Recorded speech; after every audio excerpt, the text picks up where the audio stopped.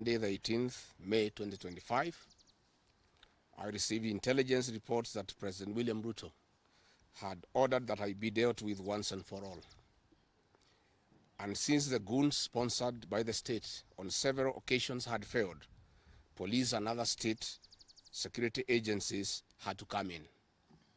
At about 11 a.m., same Sunday, 18th May 2025, this information was communicated to the Inspector General of Police, the Director General of the National Intelligence Service, and the Director of Criminal Investigations by the CS Interior Kipchumba Murkomen, and consequently, a killer squad composed of 101 lethal and dreaded officers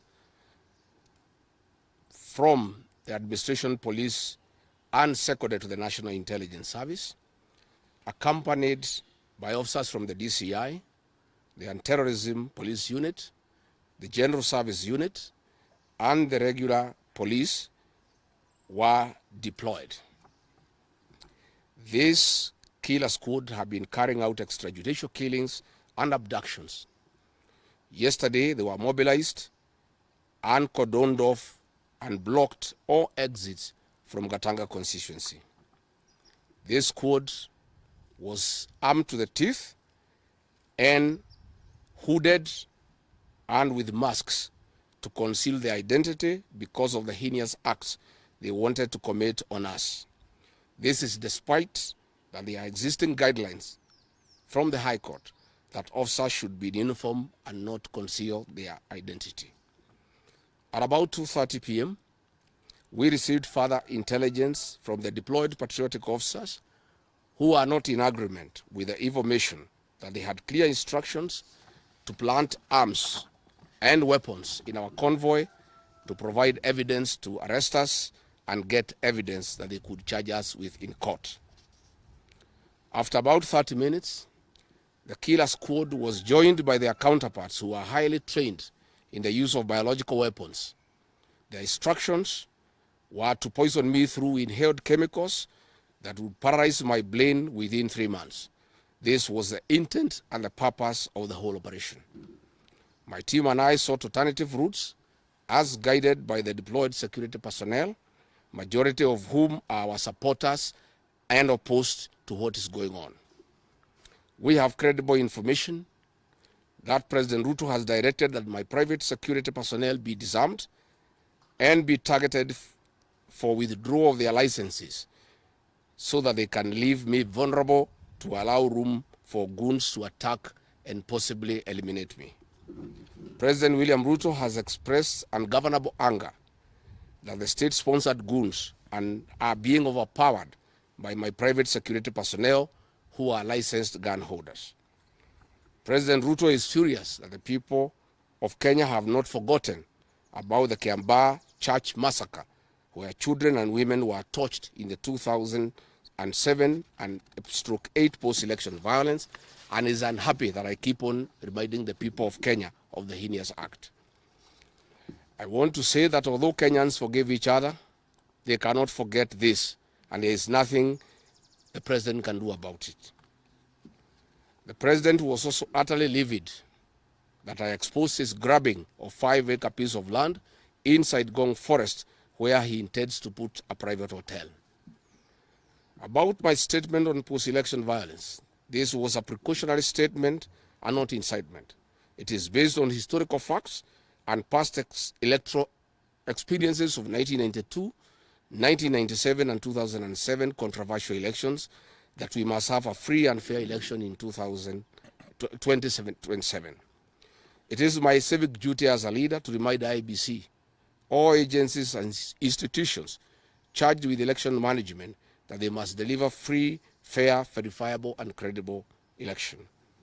I have heard the CS Interior and other pretenders to the throne claim that they will not allow political violence. I urge them to walk the talk. Since November 2024, political violence of great magnitude has been meted on me, my family, and my supporters. Not a single case has been prosecuted. For instance, on 28th November 2024, at a solemn funeral service in Limuru, Kiambu County, I was attacked by organized criminal gangs and a police escort. On 28th December 2024 in Shamata, Nyandarua, an inspector of police flanked by criminal gangs threw tear gas canisters at me. On 23rd March 2025 at ACK St. Peter's Cathedral in Nyeri, my convoy was attacked at a church compound by a known criminal gang under police escort. On 29th March 2025 in Naivasha town, we were attacked by the police. On 6th April 2025 at a church service in Mwik, PCA, hooded goons attacked us inside the church. We dismiss with contempt the loose talk by CS Interior that during the DCP party unveiling, where goons dared to cause chaos were fighting for handouts from us. These were state-sponsored, but fortunately, they were overpowered by security personnel and supporters. The CS has given instructions that instead of arresting the said goons, they disarm my security personnel to give goons free access to me and my supporters in future occasions. Let it be known that our party DCP has organic support, and we do not pay supporters to attend our meetings the way the government is doing to people to attend their meetings.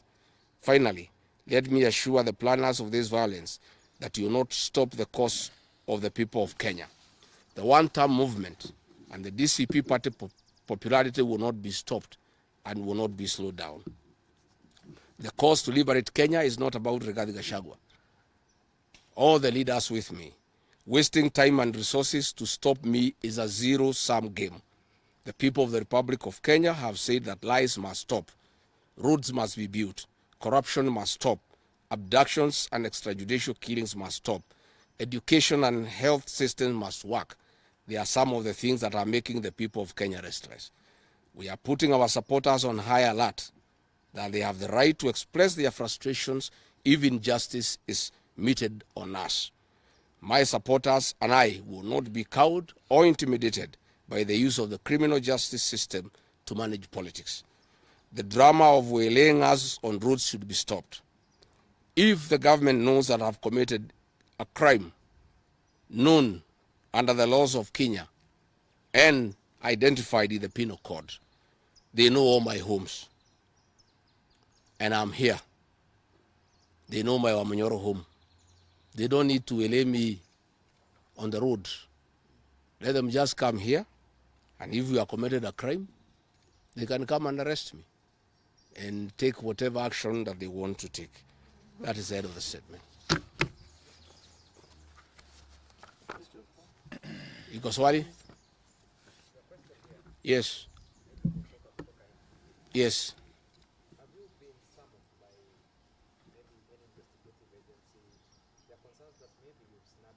I have not been summoned by anybody, and I'm waiting if there is any summon. What happened is that they wanted to plant weapons in my convoy, and they wanted to use chemicals so that they can paralyze our brain the way they did to Kenneth Matiba. And that is why we had to take an alternative route to get here. I would have wished they came here instead of wailing us on the road and using those dreaded criminals who are responsible for abductions and extrajudicial killings. And that squad works under the Director General of the National Intelligence Service. It's 101 officers who are recruited from the administration police, and they have been given special training by the National Intelligence Service, and they are responsible for the abductions and extrajudicial killings. And that is the squad that had been planned yesterday and mobilized so that they can incapacitate me and my people. Yes.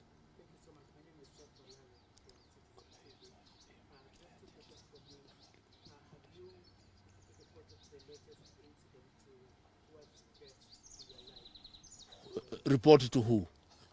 These are the same people who want to kill me. How do you report to the people who are planning to poison your mind so that the brain can be paralyzed and then you become a vegetable?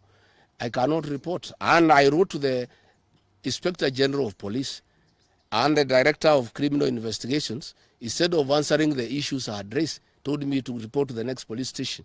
Yet all these things have happened under the cover of the police. So it is useless to go and report to the police. That is why I'm talking to the people of Kenya, so that if anything happens to me, President William Ruto must be held accountable. And I want to say, when they hounded me out of office, I pleaded with my supporters to stay calm and express their displeasure by singing. That is no longer going to be the case. And my supporters have blamed me for not allowing them to stand up to intimidation and the wrong things that are being done against their leaders. Therefore, our supporters are on high alert, and they will be part of the leadership and ourselves who will be resisting impunity and intimidation by William Ruto and the government. Oh, yes.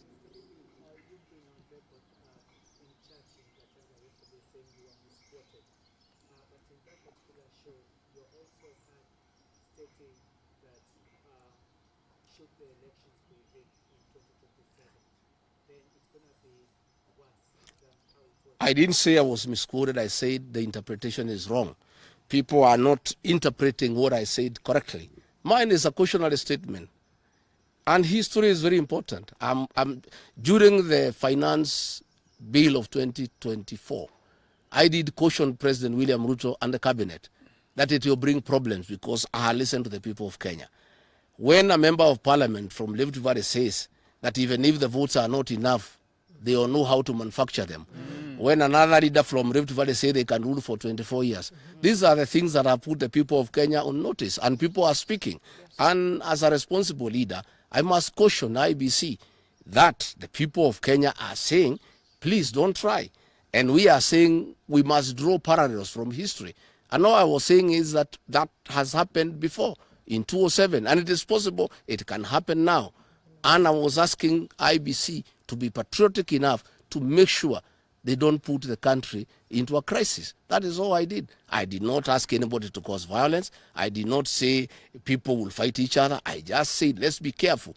This has happened before, and it was bad.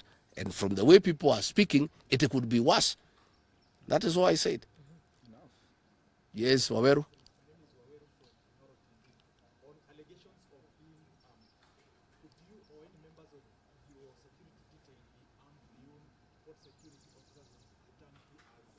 No, I am a licensed firearm holder. I've been licensed as a firearm holder from 1995.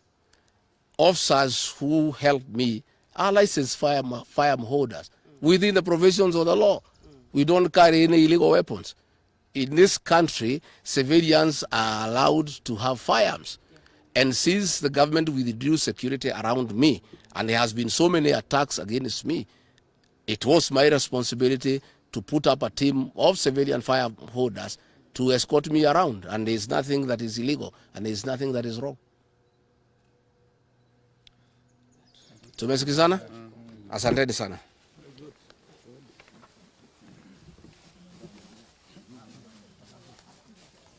Karungo.